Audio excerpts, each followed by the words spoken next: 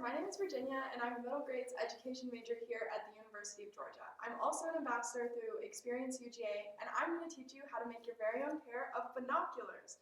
For this craft, you're going to need 2 toilet paper rolls or a paper towel roll that you can cut in half, some paper, and whatever you want to decorate it with, and a piece of string to make your little necklace.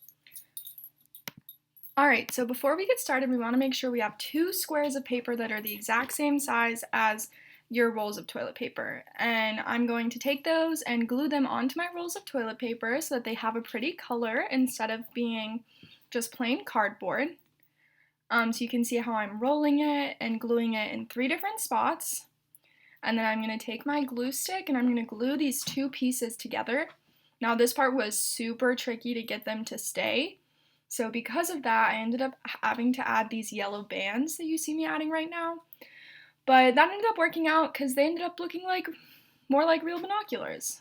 So you can see I'm just trying to fasten that with glue to try and hold the binoculars together. And you can tell it was hard. They kept falling off. But here's for the fun part. I got to go in with my decorations and add them where I wanted them. And I was feeling hearts and bright colors, so that's what I did. And now I'm just fastening this string so that I have a necklace, and notice how the strips keep coming undone. But I am fastening the string. Alright guys, thanks for making these binoculars with me. Go out and explore and see what you can find. I can't wait to hear what you found.